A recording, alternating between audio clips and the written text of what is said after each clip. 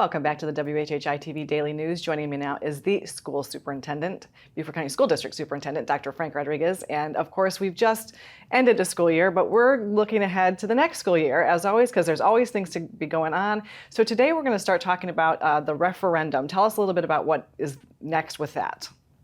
Yes, so on Tuesday night last week, the Board of Education approved the school district moving forward with the bond referendum in the November election. And so, it's really important. We had community members that spent well over 900 hours reviewing school district needs and looking at facilities and visiting facilities. And these were community members from across the county. And they identified some significant needs as part of a phase 2 referendum. Okay. And so those are the kinds of things that are on this particular referendum are items that they have identified looking at our facility condition assessment report, talking with us, visiting schools themselves, and then prioritizing a list because they found probably around $900 million worth of needs. And this is not that big of a referendum. This is about 439 million, so it's not the full 900. This is about 439 million, and this referendum can be accomplished without raising the millage, and that's a really important piece for our community to know. Yes, that's a very good news for everybody to hear, I'm sure. So let's talk a little bit about some of, I'm sure it's going to be a work in progress as we head into November, but what are some of the things that they saw as priorities that really need to be addressed with this referendum?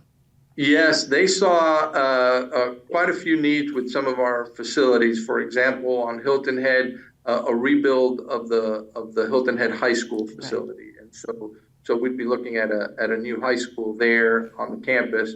The athletic facilities will stay the same. Those were put in place with this 2019 referendum, so they're state of the art right now on that end, and their PAC center would stay the same, but their instructional building is what we're talking about, and that will create a beautiful and new facility that brings it up to standard and speed and provides our students with a great learning environment. Yeah. Ladies Island has a replacement school for Ladies Island Middle School, and that was part of the 2019 referendum, but it got taken off at the last minute before the approved list, and so this is something that has been a need. And so we're looking to address it in this referendum.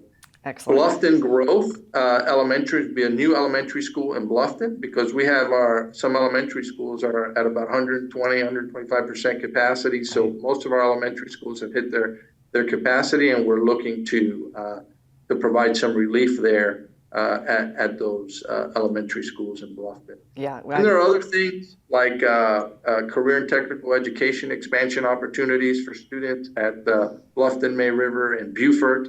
There's HVAC replacements, furniture. We have some schools with 30-year-old furniture in it that needs to be updated. They've served us well, but their time has come. And we've got parking lot improvements and safety and security measures.